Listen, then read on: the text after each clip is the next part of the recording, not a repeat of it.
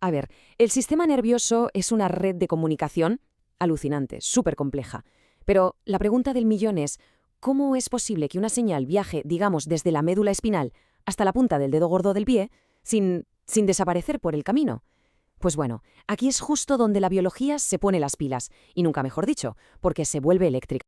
Vale, para entender todo este lío, vamos a ir paso a paso. Primero, veremos el problemón al que se enfrentaba la naturaleza. Luego, la solución tan ingeniosa que se sacó de la manga. Hablaremos de los protagonistas, unos guardianes moleculares. Y terminaremos viendo cómo el sistema se las apaña para que la señal no se dé la vuelta y vaya para atrás. ¡Al lío! Muy bien, pues vamos a empezar por el principio de todo. Y es que el primero, y diría que el mayor reto para el sistema nervioso es, pues eso, la distancia. Así de simple y así de complicado.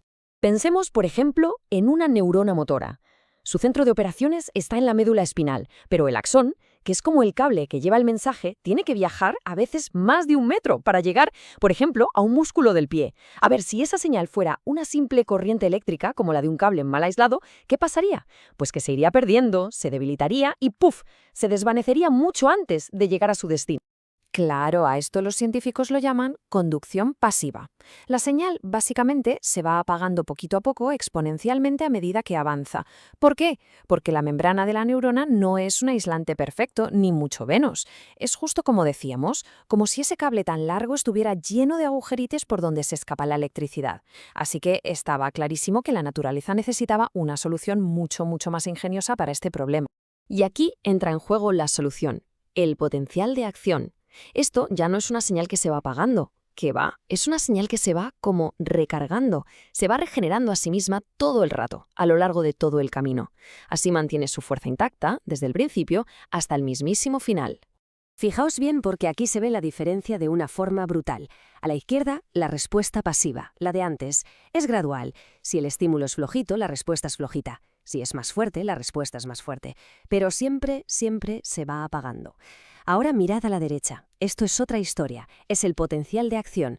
Aquí, una vez que pasas un cierto límite, da igual si el estímulo es un poquito más fuerte o muchísimo más fuerte. La respuesta es siempre la misma. Un pulso eléctrico a tope, idéntico y superpotente. Siempre igual. Y este es el concepto clave, el que hay que grabarse a fuego. Es un principio de todo o nada. O la neurona dispara a tope con toda su potencia o simplemente no dispara. No hay término medio. No existen los potenciales de acción a medias. Es un sistema completamente digital, ¿sabes? Un 1 o un 0. Y esto es genial porque garantiza que la información llega perfecta, sin errores, sin que se degrade por el camino. Vale, genial. La neurona dispara a tope o no dispara. Pero, ¿quién tomó esa decisión? ¿Cómo sabe cuándo tiene que disparar? Pues todo se juega en un único momento, en si se alcanza o no un nivel de voltaje clave, un punto de no retorno. A ese nivel se le llama el potencial umbral. La mejor forma de imaginárselo es como el gatillo de una pistola. Si no apretas lo suficiente, no pasa nada. La neurona se queda tranquila, en reposo.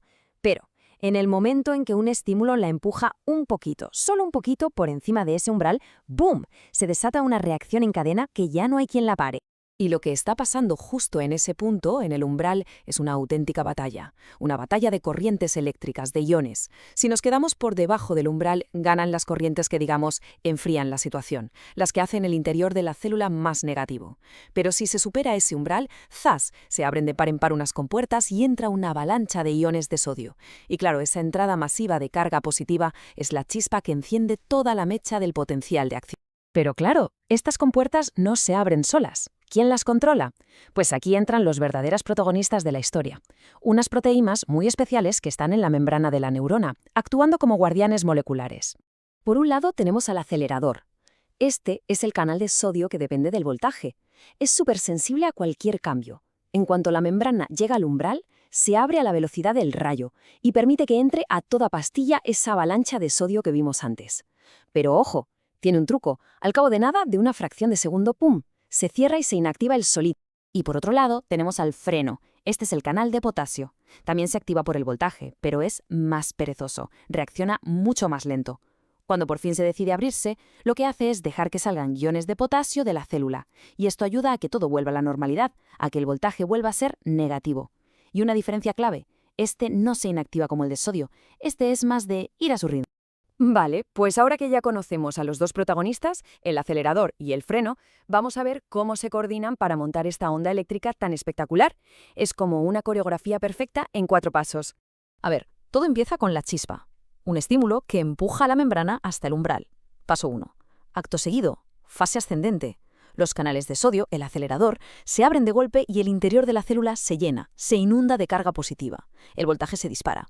Luego, en el punto más alto, los canales de sodio se inactivan. Dicen, hasta aquí hemos llegado. Y justo en ese momento, como si estuviera perfectamente calculado, se abren los canales de potasio, los lentos. Empieza a salir carga positiva. Y esto provoca la fase de bajada. Y ya para terminar, como a los canales de potasio les cuesta un poquito cerrarse del todo, el voltaje baja incluso un pelín más de la cuenta. Eso se llama hiperpolarización. Y ya después de eso, todo vuelve a la calma, al estado de reposo. Y este gráfico lo resume de maravilla. Al principio, en la subida, la estrella es el sodio, que no para de entrar.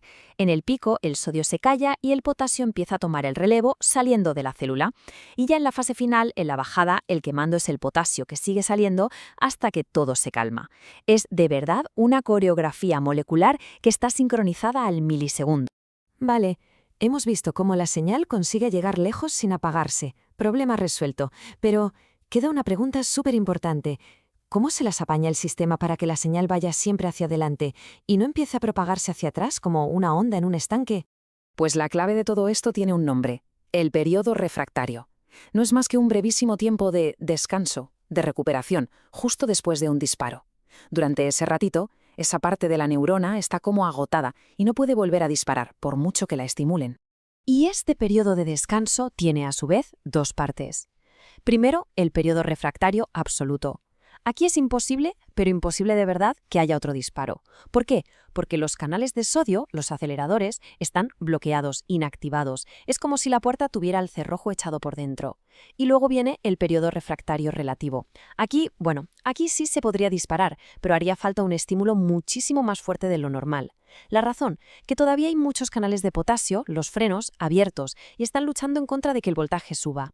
Y este mecanismo tan listo es lo que garantiza que la onda eléctrica solo pueda ir hacia adelante, nunca hacia atrás.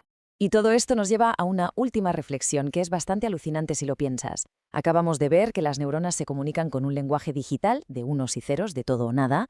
La señal se dispara o no se dispara, punto. Entonces, la gran pregunta es, ¿cómo narices a partir de estos pulsos tan simples, tan binarios, nuestro cerebro es capaz de crear la experiencia tan rica, tan llena de matices, tan analógica del mundo? El sabor del café, una canción, los colores de un atardecer. ¿Cómo sale todo eso de simples unos y ceros? Bueno, esa es una pregunta fascinante, pero para otro día.